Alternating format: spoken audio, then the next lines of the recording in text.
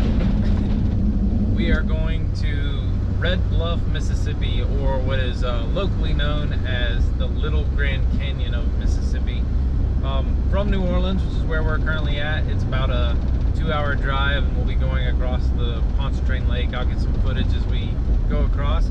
But other than that, like I'm gonna hand it off to Amanda, let her talk to you a little bit about the Little Grand Canyon, and so you can hopefully plan when you're coming through this area, you can plan a trip and experience it yourself. So like Jeff said, we're going to Mississippi's Little Grand Canyon, or Red Bluff. Just for location, like Jeff said, it's a little over 2 hours from the New Orleans area. If you're in Jackson, Mississippi, it's about 85 miles. A little bit closer, Hattiesburg, you're about 45 miles. And it's right outside of a town called Morgantown.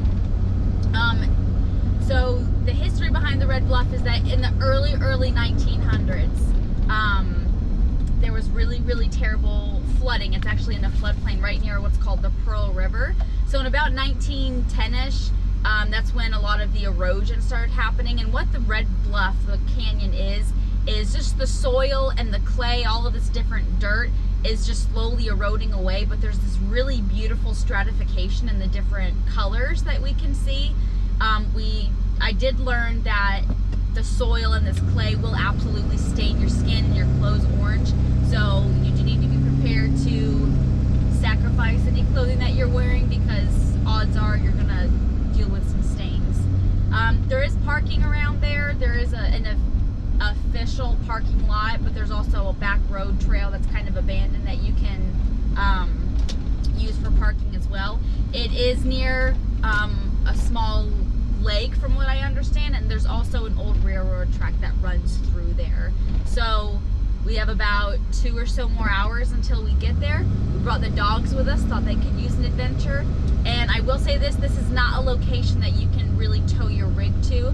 You probably have to go to, I don't know, maybe to like a local Walmart. I think that was like within 20 minutes away from the location, and you probably have to park there, and then you would drive your vehicle into this area, because it is just very, not narrow really, but it's just a small road that you would just want to park beside. So let's go. All right, we'll see you there. This is the Causeway Bridge going across Lake Pontchartrain. I'll show you some video here in a second. We've driven across this one other time, and the reason being is the bridge is exceedingly long. I think it's something like 19 miles long. I'll put the exact distance down below. But one of the fun things that we learned about this on our last trip across the bridge is that if you drive the exact speed limit, or at least coming back, coming the other way, the bouncing of the bridge, because it's built by sections, you can play the Baby Shark song and you'll bounce. So I'm gonna record for a little bit and see if I can capture it. Now we're recording on a GoPro that has image stabilization, so it may not do it. If not, we have the old clip, inject the video from the last time.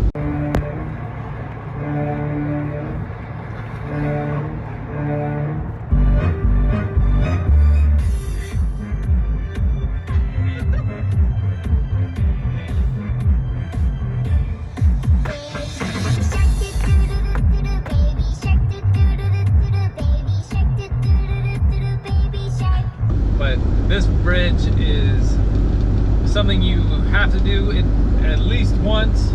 You'll probably only do it once if you drive a bigger dually like me, because it is a bouncy bridge. There's no other way to describe it. It is bouncy. But I'm gonna take some video for a second, and then I'm gonna switch back over to a time lapse. But you'll be able to see just exactly how long this bridge is.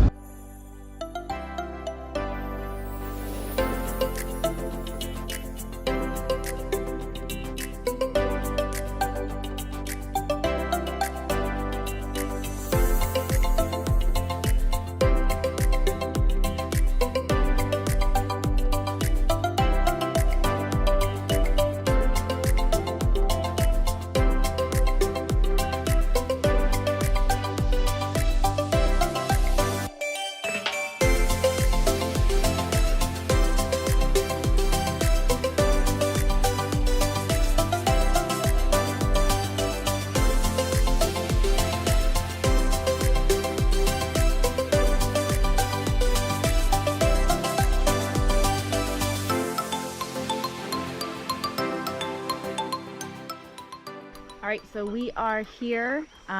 Just really quick, want to show you the parking situation. It is blocked off, and there's even a sign at the beginning of the road that says that everything is blocked off, but you can see that cars are coming through this small area. And then if you look on this way, this is kind of like the abandoned road section where people are walking up to it. So the Red Bluff Little Grand Canyon is about half a mile by a mile wide, and it's about 150 to 200 feet deep, just depending on the status of the erosion, if you know, flood just happened, or you know, depending on the current of the water when the flood was happening. So we're about to go have a fun walk up there. We got the dogs with us. Let's go check it out.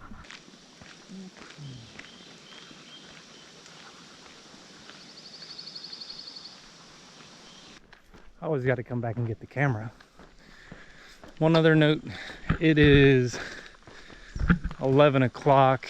It is the beginning of May, and it is hot. If you're fair-skinned, sunscreen's a must. Bugs usually like me pretty good, so I haven't encountered any bugs yet. Keep you updated as we go. So basically we walked 300 meters up to the top and crest this little hill back here, and then check this out. It's just absolutely stunning. I don't even know if the camera does it justice, but there's brilliant pinks and reds and yellows. Absolutely gorgeous as far as you can go.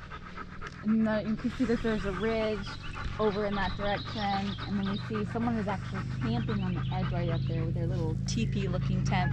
And even part of the road, which we'll come up to in just a minute, is actually falling in and becoming part of the erosion. So looks like we got a lot to check out.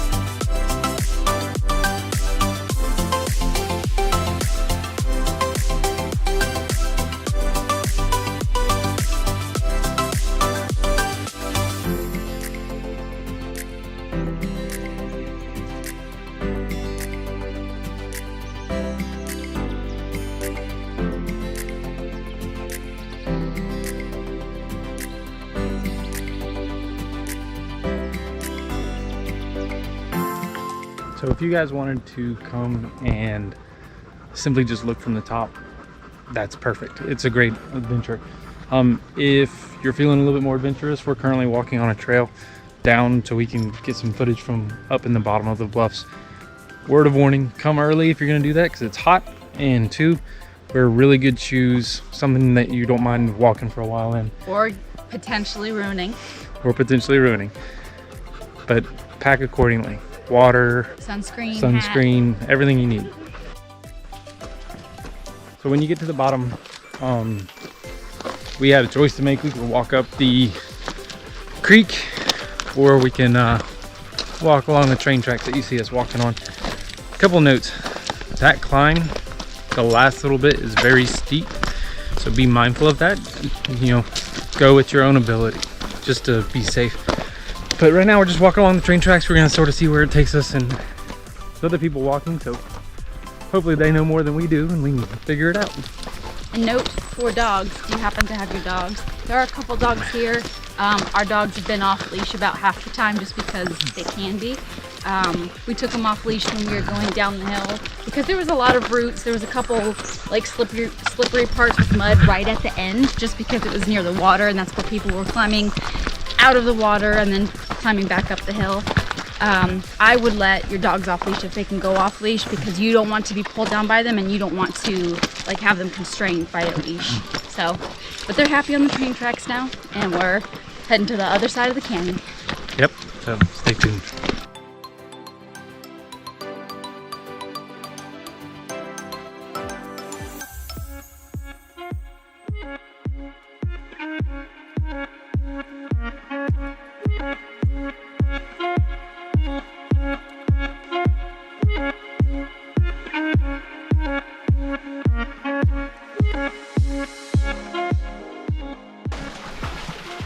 Totally worth having wet shoes.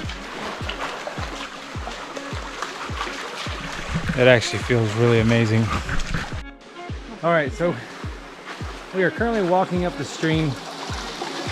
We talked about bringing really good footwear, but you need to be ready for your footwear to get wet.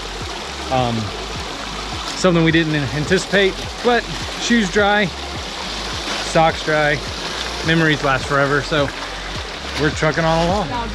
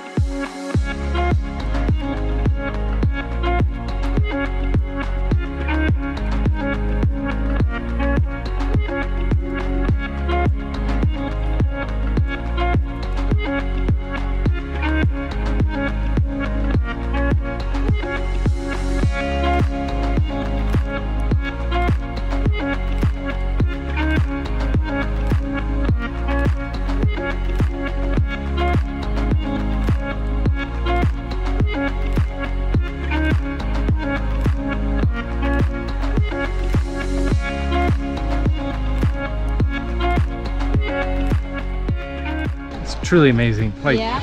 Hey, go get grandma. It's humbling to see how tall some of those things are. So like if I hold up behind me, like up there, that's like easily 80 to 100 feet. And the same thing like that way. You can see all of the layers. You can literally just spin in a circle as we go. It's amazing.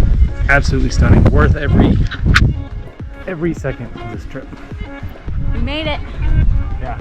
And it is so Stunning. much more than what I thought it would be. So much better. Absolutely amazing experience. But there's a lot more trails than I thought too. yeah, and we're a little short on time. We have German Shepherds, we don't want to overheat. But you could go up. We actually just watched somebody climb all the way up there to the top up there. We do not recommend it. We just saw it. You can explore all over this place, and you can see there's people scrambling all over as they climb all around this area. Definitely worth it. Good experience all in all. And while we're walking back, we'll add some tips.